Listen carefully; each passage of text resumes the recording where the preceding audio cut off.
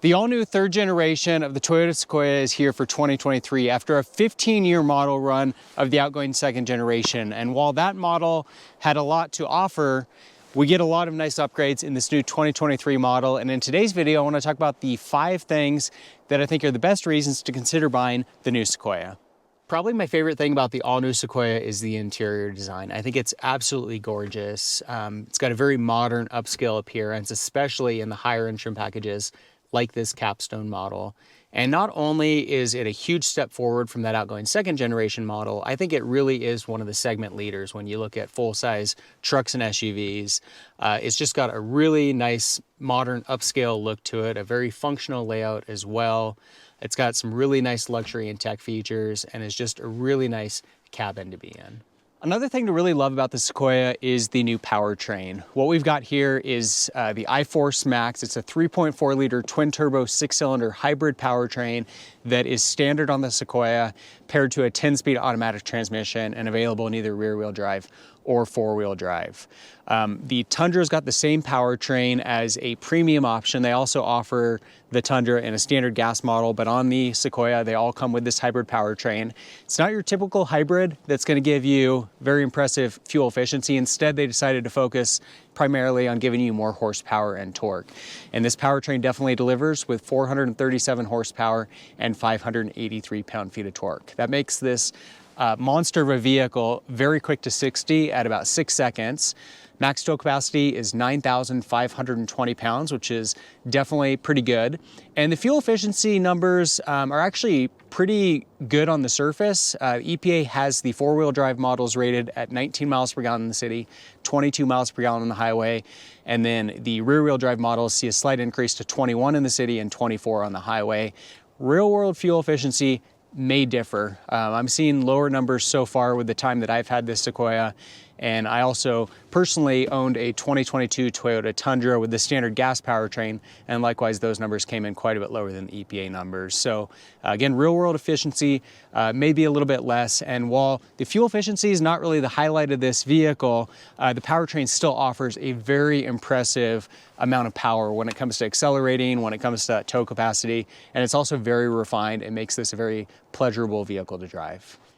By no means is the new 2023 Sequoia affordable. It certainly is a very expensive vehicle, with the base SR5 model starting at about $60,000. And when you move up to the top-end TRD Pro and capstone models like this, you're looking at an eye-watering $80,000. So it certainly is quite expensive. That's what makes this item a little bit interesting, is that I would actually call it a pretty decent relative value when you look at other competition in the segment and what you're getting with this vehicle. But then if you also take a look at what you would have got in the 2021 Toyota Land Cruiser. They came out with an all-new Land Cruiser globally for 2022 that's no longer sold here in the United States, so we can't compare that head-to-head with the Sequoia. But if you look at that outgoing 21 model, that was the top-end full-size Toyota SUV that you could buy, and it started at $87,000. So even if you get the top-end Pro or capstone model of the Sequoia, you're still about $7,000 less expensive, and you're getting a lot more for your money. A vehicle that's got a much more modern exterior design, likewise a much more updated interior with a lot more luxury and tech features, a lot of nice things that you didn't get on that outgoing Land Cruiser.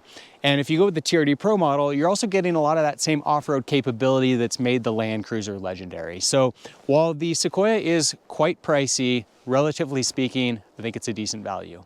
This next item may not be particularly true of this capstone model Sequoia, but it is true for other Sequoia models in the lineup, and that is that for a full-size family SUV, you can get the Sequoia with some pretty serious off-road chops. Specifically, if you get a model that's equipped with either the TRD Off-Road package or in the TRD Pro trim. Those models are equipped with a number of features and technology that make it very capable for its size. For starters, you get a 4-wheel drive system with both a low and a high range option. You're also getting the multi-terrain select system, which offers various traction modes for both driving in 4 low and 4 high, and it's going to improve that traction in those various terrain terrain situations. You're also getting crawl control, hill descent control, and an electronic locking rear differential. Now, it's definitely not going to make this vehicle super off-road capable in, say, a rock crawling situation, but when you get in more difficult terrain or deep snow, that capability is going to make this vehicle pretty impressive for what it is. Last but not least, it's a Toyota, and although it is a brand new model and it hasn't been tried and tested, Toyota's got a pretty good track record when it comes to reliability and durability, and there's not really any reason to think that this isn't going to be the same. It's certainly one of the things that gives me a lot of confidence buying a Toyota is that they tend to be quite reliable. On top of that, resale value is a really strong point for the Sequoia model. Looking back at both the first and second generation models, they've got a track record for being very good in terms of long-term resale value. I expect that'll be the same for the third generation model. This is, again, kind of going back to that point that I made on price. They are pretty expensive on the surface, but the fact that they hold the resale value really well makes that initial purchase price a little bit easier to bear, knowing that eventually when you move on to something else, it's likely that you're going to get a lot of that original investment back. So there you have it. Those are 5 things that I think are really great about the all-new 2023 Toyota Sequoia. Love to hear what you guys think in the comment section below. And for more videos of the new Sequoia, be sure to subscribe. In the meantime, thanks for watching.